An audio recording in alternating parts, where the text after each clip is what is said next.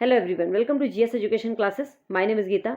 उम्मीद करती हूँ कि आप सब लोग जो है बहुत ही बढ़िया होंगे और अपनी जो तैयारी है बेहतर तरीके से कर रहे होंगे। आज हम डिस्कस करने वाले हैं एनसीएफ 2005।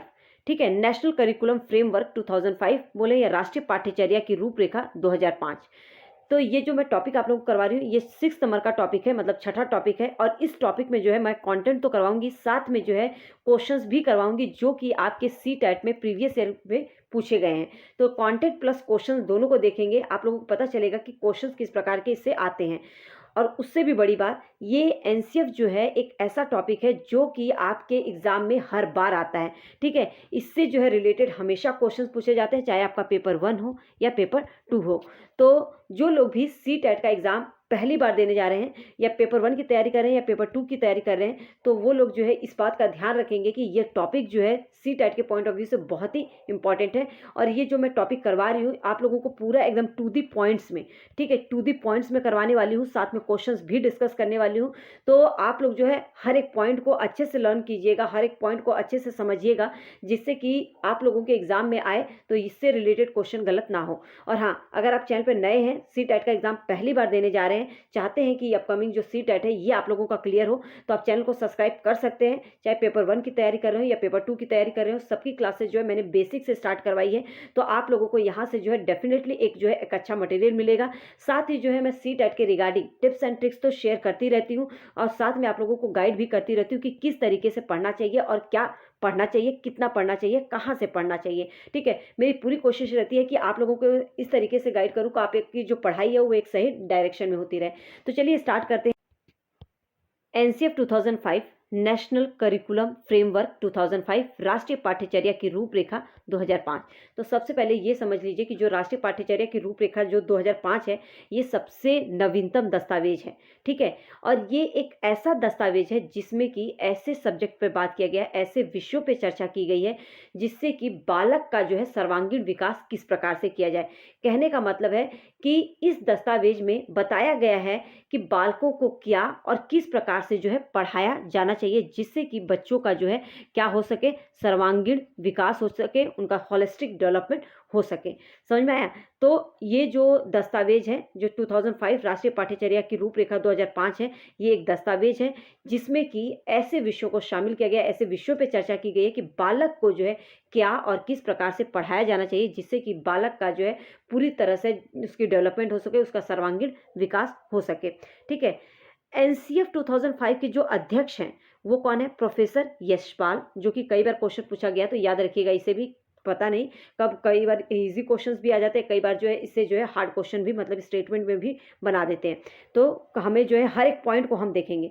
निदेशक कौन है? प्रोफेसर कृष्ण कुमार। ठीक है, राष्ट्रीय पाठ्यचर्या की रूपरेखा 2005 की उत्पत्ति कहाँ से हुई है? तो ये बहुत बार क्वेश्चन आया है।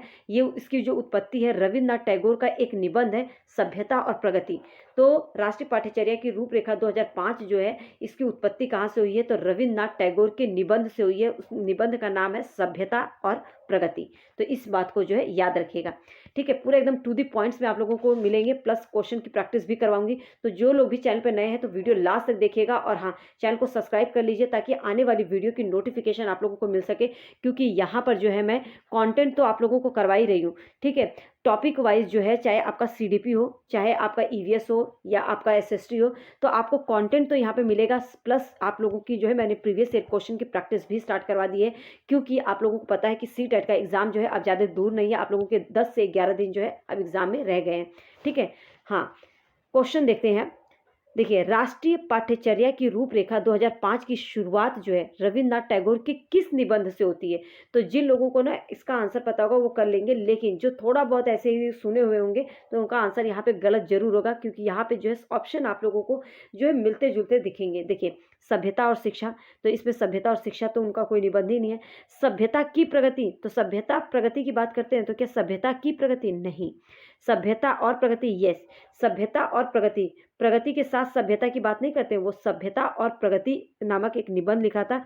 इसी से जो है रविन्द्रनाथ टैगोर की इसी निबंध से जो है राष्ट्रीय पाठ्यचर्या की रूपरेखा 2005 की जो है उत्पत्ति हुई है। तो यहाँ पे जो है हमारा कौन सा ऑप्शन करेक्ट होगा? सी। आप लोग भी कमेंट सेक्शन में जो है इसका आंसर देते चलिए, देखिए आप लोगों को कितना पता होगा। तो आप लोगों को जो है इससे आप लोगों का जो है आप अपनी तैयारी को देख पाएंगे कि आप लोगों की तैयारी कहाँ तक है। तो अगर आप लोगों को पता है तो आंसर जरूर कीजिएगा। विद्यालय शिक्षा का अब तक का नवीनतम राष्ट्रीय दस्तावेज क्या है? एनसीएफ 2005, आरटी 2009, इनमें से कोई नहीं। तो याद रखिएगा, ये क्वेश्चन मैंने ऐसे ही शामिल कर लिया था क्या कि आप लोगों को पता रहे, एक जनरल जो है आप लोगों को नॉलेज होना चाहिए, ठीक है। तो राष्ट्रीय पाठ्यचर्या की रूपरेखा 2005 ये एक नवीनतम दस्तावेज है। नेक्स्ट क्वेश्चन देखते हैं। अब ये क्वेश्चंस जो है इससे बहुत क्वेश्चंस बनते हैं और बहुत ही इंपॉर्टेंट है हर एक लाइन, ठीक है। राष्ट्रीय पाठ्यचर्या की रूपरेखा 2005 का जो अनुवाद है ये किस में किया गया? संविधान की 8वीं अनुसूची में दी गई भाषाओं में भी किया गया। तो याद रखिएगा कौन सी संविधान की किस अनुसूची में जो है एनसीएफ 2005 की जो है बात की गई है? तो संविधान की 8वीं अनुसूची में, ठीक है। राष्ट्रीय पाठ्यचर्या की रूपरेखा 2005 के जो कुछ मार्गदर्शी सिद्धांत हैं जिससे कि क्वेश्चंस हमेशा बहुत ही अच्छे बनते हैं, ठीक है। इन सभी पॉइंट्स को जो है देखिएगा एकदम टू दी पॉइंट्स में, आप लोगों को ज़्यादा जो है इसे याद करने में टाइम नहीं लगेगा क्योंकि आप लोगों के लिए ना ये बहुत ही ईजी है। पॉइंट्स में अगर आप लोगों को बस मेन पॉइंट्स जो है याद रखेंगे तो आप लोग जो है कर ले जाएंगे। देखिए ये विज्ञान नहीं है, विज्ञान है। सबसे पहले विज्ञान को स्कूल के बाहरी जीवन से जोड़ा जाए। कहने का मतलब है एनसीएफ 2005 जो है ना उसमें जो है कहा गया है साफ साफ कि जो विज्ञान है जो भी स्कूल में पढ़ाया जा रहा है उसको स्कूल के बाहरी जीवन से जोड़ा जाए। कहने का मतलब है बच्चों के जो है जीवन से जोड़ा जाए, उनके जो है रियल लाइफ से जोड़ कर पढ़ाया जाए जिससे कि बच्चे जो है आसानी से चीज़ों को जो है समझ सकें, ठीक है, रियल एक्सपीरियंस कर सकें। अब जैसे कि आप मान लो किसी मॉन्यूमेंट के पढ़ा रहे हैं, आप मतलब कि मान लो कि जैसे छोटे बच्चे हैं जो प्राथमिक वाले जो प्राइमरी वाले बच्चे हैं, मान लो उनको आप पढ़ा रहे हैं ट्रैफिक सिग्नल के बारे में, तो उनको बाहर जाके जो है थोड़ा सा उनको शो करेंगे कि हाँ ये चीज़ है, देखिए ये ट्रैफिक सिग्नल, तो वो जो देखेंगे ना उससे जो है उनको चीज़ें जो है बहुत ही अच्छे से कॉन्सेप्ट क्लियर होगा। तो इस तरीके से जो है विज्ञान को स्कूल के बाहरी जीवन से जोड़कर पढ़ाया जाना चाहिए जिससे कि बच्चा जो है अच्छे से समझ पाए, ठीक है। पढ़ाई को रटने से मुक्त किया जाए। कहने का मतलब है बच्चे की जो है रोट लर्निंग नहीं करवाना है कि कोई चीज़ दे दिया और उसको जो है बस रटवा रहे हैं, ठीक है, ऐसा नहीं करना है, बल्कि उसको जो है दिखाना भी है वो चीज़ जिससे कि वो देखेगा तो उसे जो है चीज़ें अच्छे से समझ आएंगी। तो उसका जो है वो मतलब कि कोई भी चीज़ अगर आप पढ़ा रहे हैं तो आप जो है उसको इस तरीके से इंटरेस्टिंग तरीके से पढ़ाएं कि उसे रटना न पड़े, सॉरी, ठीक है। तो पढ़ाई को जो है रटने से मुक्त किया जाना चाहिए। पाठ्यचर्या जो है पाठ्य पुस्तक केंद्रित न हो, मतलब कि जो आपका करिकुलम है वो पाठ्य पुस्तक केंद्रित नहीं होना चाहिए, शिक्षक केंद्रित नहीं होना चाहिए, क्या होना चाहिए, बाल केंद्रित होना चाहिए, ठीक है। परीक्षा को अधिक लचीलापन बनाना। कहने का मतलब कि जो होता है ना पेपर साल में एक बार, ऐसा पेपर नहीं होना चाहिए। लचीलापन मतलब कि यूनिट टेस्ट ले लिया, हफ्ते में कोई टेस्ट ले लिया, बीच में आके मतलब कि एक चैप्टर हुआ तब टेस्ट ले लिया, टीचिंग लर्निंग प्रोसेस के दौरान जो है बच्चों से क्वेश्चंस कर लिया। तो इस तरीके से जो है ना बच्चे जो है बहुत ज़्यादा एक्टिवली पार्टिसिपेट करेंगे और बच्चे जो है बहुत ही एक्टिव रहेंगे, ठीक है। तो परीक्षा को अधिक लचीलापन बनाना है, कक्षा की गतिविधियों से जोड़ना है। कहने का मतलब है जो भी आप क्लास में पढ़ा रहे हैं, जो भी चीज़ें पढ़ा रहे हैं उसको जो है अलग अलग एक्टिविटीज़ करवा के जो है उसको समझाना है। तो इस तरीके से जो बच्चे अच्छे तरीके से पढ़ पाएंगे, अच्छे तरीके से चीज़ें जो है उनको कॉन्सेप्ट क्लियर हो पाएगा, ठीक है। एनसीएफ 2005 में ऐसा कहा गया है, ठीक है, ये मैं नहीं, एनसीएफ 2005 में जो है ये बोला गया है, जो दस्तावेज तैयार किया गया है उसमें जो है बच्चों के लिए ये बातें कही गई हैं। विद्यार्थियों में प्रेम, सहयोग, दान, परोपकार जैसे मूल्यों का जो है विकास करना है, ठीक है। आगे क्या बात की गई है देखिए, अब इससे रिलेटेड कुछ क्वेश्चंस पहले हम देख लेते हैं। एनसीएफ 2005 के अनुसार विद्यालय ज्ञान को जोड़ना चाहिए। किससे जोड़ना चाहिए? जो विद्यालय ज्ञान है उसको जो है बाहरी ज्ञान से जोड़ना चाहिए। तो बाहरी स्कूली जीवन से क्या है, जोड़ना चाहिए। तो ये चीज़ याद रखिएगा, बाहरी स्कूली जीवन से क्या है, जोड़ना चाहिए, ठीक है। जोड़ना चाहिए, कक्षा से तो नहीं बोला गया, ना ही परिवार से, ठीक है। तो बाहरी जीवन से विद्यालय ज्ञान को अगर बाहरी जीवन से जोड़ेंगे, बच्चे के रियल लाइफ से जो है बच्चे ज़्यादा सीखते हैं तो उनको जो है चीज़ें अच्छे से क्लियर होंगी। तो एनसीएफ 2005 यही कहता है कि बच्चों को इस तरीके से जो है पढ़ाया जाना चाहिए। बच्चे को जो भी चीज़ पढ़ा रहे हैं बस रटना नहीं है, उनको रियल एक्सपीरियंस करवाएं। ठीक है। बालकों की शिक्षण जो है, बालकों की शिक्षण प्रक्रिया एनसीएफ 2005 के अनुसार कैसी होनी चाहिए? जो शिक्षण प्रक्रिया है, रटन पद्धति से मुक्त होनी चाहिए या तनाव बोझ से युक्त होनी चाहिए? रटन पद्धति से युक्त होनी चाहिए, इनमें से कोई नहीं। तो सबसे पहले आप लोगों को बता दूं, जो एनसीएफ 2005 है वो कहता है, उसके अंदर बताया गया है कि जो भी बच्चों की जो शिक्षा दी जा रही है वो जो है रटन पद्धति से मुक्त होना चाहिए, रटने पर आधारित नहीं होना चाहिए, तनाव बोझ से मुक्त होना चाहिए, युक्त नहीं, मुक्त होना चाहिए। ठीक है, तो ये ऑप्शन तो होंगे नहीं, यहाँ पर हमारा ए जो है करेक्ट होगा। नेक्स्ट क्वेश्चन देखते हैं। हाँ, देखिए, राष्ट्रीय पाठ्यचर्या की रूपरेखा के कुछ प्रमुख सुझाव दिया गया था। तो सबसे पहले जो है सीखना सक्रिय होना चाहिए। कहने का मतलब है जो है एक्टिव लर्निंग होनी चाहिए। क्या होनी चाहिए? एक्टिव लर्निंग होनी चाहिए। तो इससे क्या है, बच्चा अच्छे से सीखेगा। एक्टिव लर्निंग व सामाजिक गतिविधियां हैं। कहने का मतलब एक दो बच्चे जो है एक साथ बैठ कर देख सकते हैं कि यहाँ पे जो है एक्टिवली पार्टिसिपेट करके जो है सीखेंगे तो वो अच्छे से जो है सीख पाएंगे। तो लर्निंग कैसी होनी चाहिए? एक्टिव। बालक सक्रिय होना चाहिए, मतलब कि जो स्टूडेंट हैं वो एक्टिव होने चाहिए और स्वयं से जानने व सीखने की क्षमता रखता है। आप लोगों को बता दो, एनसीएफ 2005 में कहा गया है कि जो बच्चे हैं ना, स्वयं से जानने और सीखने की क्षमता रखता है, इसलिए जो है उसे नई नई चीज़ों को आजमाएं, जोड़ तोड़ करें, गलतियां करें और स्वयं सुधार करें। तो ये तभी हो सकता है जब जो टीचर जो है बच्चों को जो है मौका दे। तो बालक जो है सक्रिय है। ठीक है, एनसीएफ 2005 के अनुसार बताया गया है कि जो बालक है वो एक्टिव है, वो स्वयं से जानने और सीखने की क्षमता रखता है, इसलिए जो है उसे नई नई चीज़ों को आजमाने देना चाहिए, जोड़ तोड़ करने देना चाहिए, गलतियां करने देना चाहिए, जिससे कि वो स्वयं सीख सके। ठीक है, तो इस बात को जो है याद रखिएगा। सीखने को डर व अनुशासन की जगह आनंद व संतोष से जोड़ा जाए। आप लोगों को कई बार क्वेश्चंस ये पूछे गए हैं, जितने भी पॉइंट्स हैं ना, ये सब पॉइंट्स इंपॉर्टेंट है। जो लोग भी सीटेट का एग्जाम पहली बार देने जा रहे हैं या जो सेल्फ स्टडी कर रहे हैं, जिन लोगों का जो है एक दो नंबरों से रह जाता है, तो मैं यही एडवाइस करूंगी, इन पॉइंट्स को आप लोग मत छोड़िएगा। आप लोगों के ये पॉइंट्स जो है बहुत ही हेल्पफुल होंगे और मैं हर चीज़ जो भी करवाती हूँ ना, पूरा एकदम टू दी पॉइंट्स में आप लोगों को इस तरीके से हाईलाइटेड करके जो है करवाती हूँ, जिससे कि आप लोग जो है याद करने में आप लोगों के लिए आसानी रहे, समझ सकें आप लोग। ठीक है, और ये पिक्चर्स भी लगाने का यही मकसद होता है कि आप लोग जो देख लेंगे ना, तो आप लोगों को चीज़ें जो है क्लियर हो जाएंगी। दूसरी बात, इसका जो पीडीएफ है मैं टेलीग्राम पे शेयर कर दूंगी, टेलीग्राम का लिंक डिस्क्रिप्शन बॉक्स में दे दूंगी।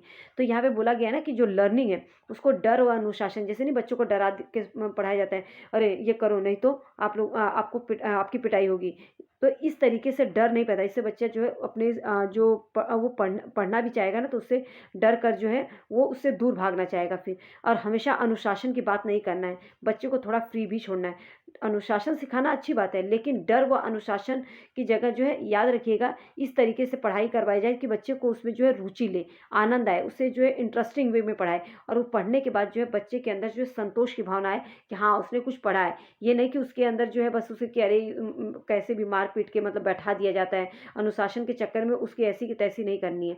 ठीक है, तो सीखने को जो है डर व अनुशासन की जगह कैसा होना चाहिए? आनंद व संतोष से जोड़ा जाए, ऐसा जो है एनसीएफ 2005 में बोला गया है।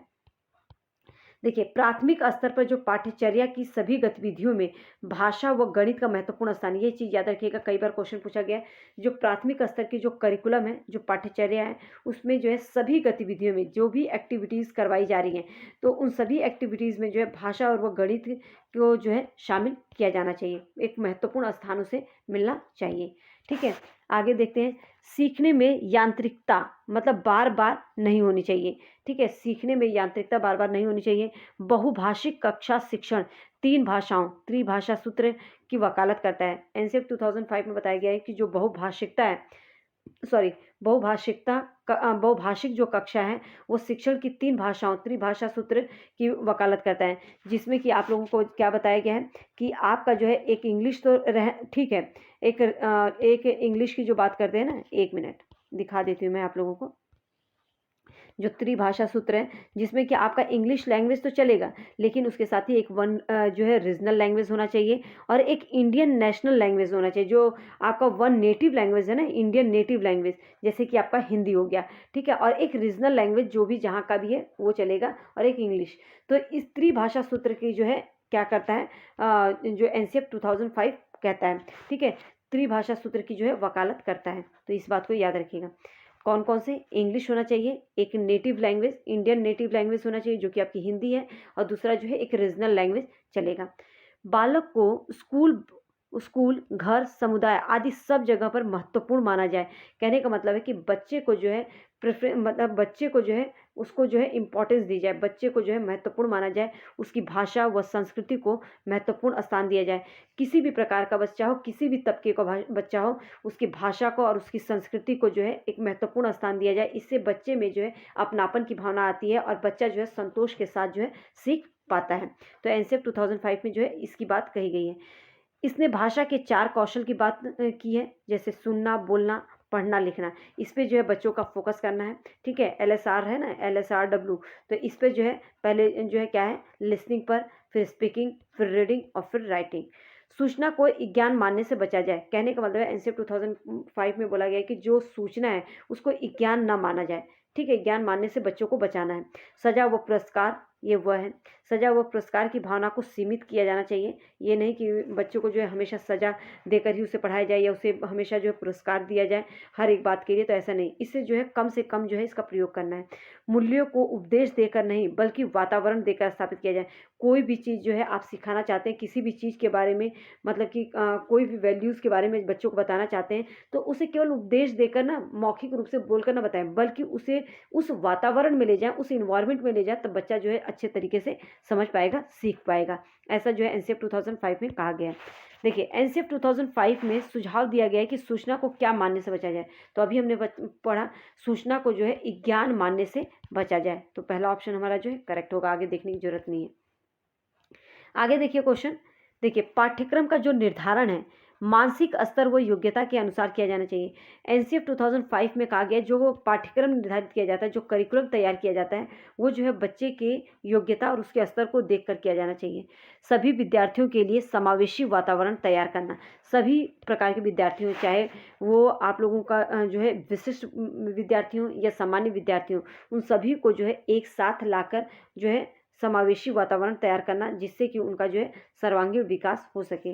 बालकों के चहुमुखी विकास पर आधारित जो है पाठ्यचर्या होनी चाहिए, ठीक है। तो इस बात का याद रखिएगा, वातावरण कैसा होना चाहिए, समावेशी होना चाहिए, जिसमें कि हर प्रकार के बच्चे एक साथ जो है पढ़ सके, मिलजुल कर जो है वो एक दूसरे को जो है समझ सके। आगे कुछ जो है नोट है ये जो कि आप लोगों के लिए बहुत ही इंपॉर्टेंट है, जैसे कि विद्यार्थियों को रटने से मुक्त कराया जाना चाहिए ताकि उनका चहुमुखी विकास हो। शिक्षा जो है कैसी होनी चाहिए, बाल केंद्रित। एनसीएफ 2005 में जो है शिक्षक के प्रति दृष्टिकोण, शिक्षक जो है ज्ञान का स्रोत नहीं है। याद रखिएगा एनसीएफ 2005 में कहा गया कि जो शिक्षक के प्रति जो दृष्टिकोण है, शिक्षक जो है ज्ञान का स्रोत नहीं है, बल्कि ये एक सुगम करता है, एक फैसिलिटेटर है।